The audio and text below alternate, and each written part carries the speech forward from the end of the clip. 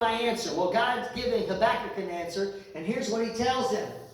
For the revelation awaits an appointed time. It speaks of the end, and it will not prove false. Though it linger, though it seems to be taking a while, wait for it. Wait for it. Why? Because it is certainly going to come to pass, and it will certainly not delay. It's going to come at the appointed time. Now, God may never seem slow, but sometimes he seems late. But can I tell you, he's never slow and he's never late.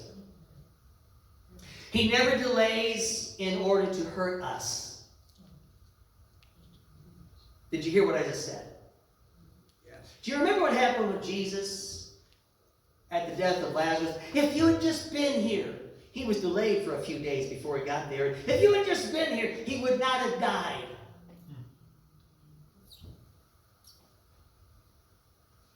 He never delays in order to hurt us. Why?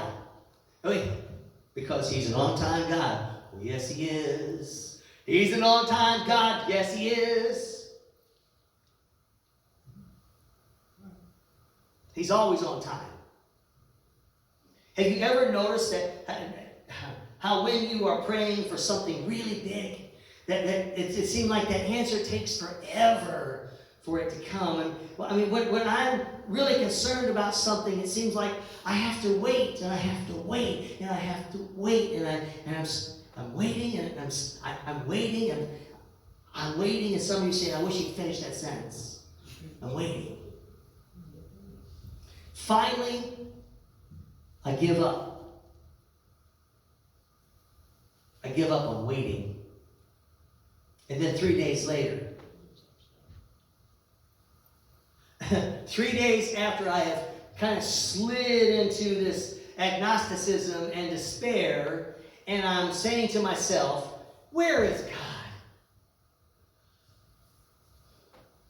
He can't hear me. Then suddenly comes the answer.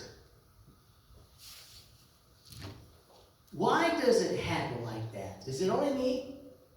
Why does it happen like that? There are many answers, I suppose, but chief among them is this. God will not share his glory with anyone.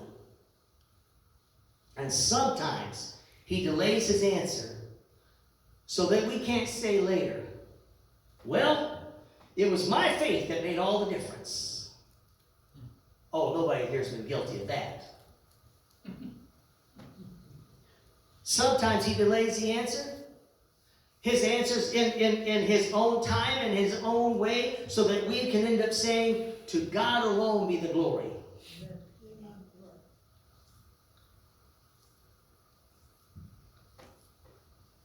So God is saying this to Habakkuk. He's saying, not today, not tomorrow, but the answer's on the way. Not today, not tomorrow, but what? The answer is on the way. Hold on. Hold on. Don't lose heart. Don't be dismayed. Don't be afraid. Hold on. Wait for it. It's coming. He even says, and it will certainly come to pass. It's going to happen. In this case, what's going to happen? Do you remember last week? The Babylonians are coming and you can't do anything about it. Last week, Habakkuk, God, what are you thinking? This doesn't make any sense. Hear what God's saying. Hold on. Wait for it. It's going to happen. The Babylonians will be judged. And in the end, they will be destroyed. God will balance those scales of justice once again. Amen? But he's not working on our timetable. Sometimes he seems slow. He says, though it seems to linger, so it seems like it's delayed, God does not delay. Wait, let me give you something. In the fullness of time, Christ came. Yes. Thousands of years they waited for Jesus, did they not? Yes. But in the fullness of time. It seemed as if it's about time, Jesus. He may not come when you want him, but you can be sure of this. He's an on-time God. Yes, he is. Remember that the next time you feel like giving up, when you pray. Which brings me to that third instruction. Remember. See, the enemy is puffed up. His desires are not upright, but the righteous person will live by his faithfulness. Indeed, wine betrays him.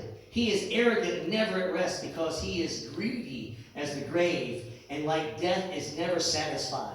He gathers to himself all the nations, and he takes captive all people. He's talking about this Babylonian king. Remember this name Nebuchadnezzar was a king of Babylon, and the Bible tells us, and if you can imagine, that army fought as one man. They fought as if Nebuchadnezzar was it. He was the army. He was the might. I mean, in the day that which we're living right now, you say, well, that kind of plays today, does it not? We have world leaders today that right now their might is their, are you getting this? Their might is their arrogance and their military power and their paralysis and all this and the control they have over a nation. Can I tell you today that God is still in control? Amen. I mean, he refers to Babylon as a personified Nebuchadnezzar, the king. You see, historically, Babylon was pretty greedy. And he said it's as greedy as the grave. The empire itself had spread in all directions, and they conquered cities, they conquered provinces, they conquered towns, and ultimately they conquered entire nations. Nobody could stand against Babylon. Nothing satisfied Babylon's hunger for conquest. Can you imagine at the end of it all, once they've conquered all the nations, now what are we going to do? We've got no nations to conquer. There was always another nation, though, in those days. There was always someone else to subdue, another city to overrun, another army to defeat. So in the midst of this rampage of terror, what should the people of God do? Well, the answer comes at the end of the verse. In verse 4, it says, the righteous person will live by his faithfulness. More simply put, the just shall live by faith. When do you, and what do you do when somebody's killing you? The just shall live by faith. What do you do when an enemy is coming to threaten and maybe destroy your home? The just shall live by faith. What do you do when your loved ones are taken into captivity? The just shall live, what? By faith. What do you do when Muslims falsely accuse you of adultery and apostasy, sentence you to death, and shackle you to the floor in a prison cell? If you are this woman by the name of Dr. Miriam Ibrahim, you remember that the just shall live by faith.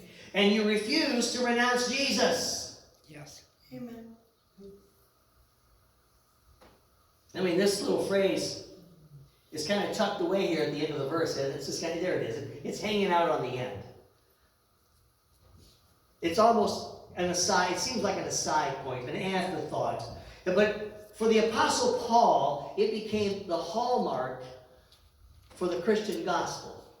In other words, listen, we don't walk by sight, we walk by faith. He quoted it in Romans chapter 1, and again he says it in Galatians chapter 3 as proof that the gospel of Jesus had been predicted in the Old Testament. 1,500 years after Paul, this verse became Martin Luther's highway to heaven. Listen to this. When by the Spirit of God I understand these words, the just shall live by faith. Then I felt born again like a new man. I entered through the open doors into the very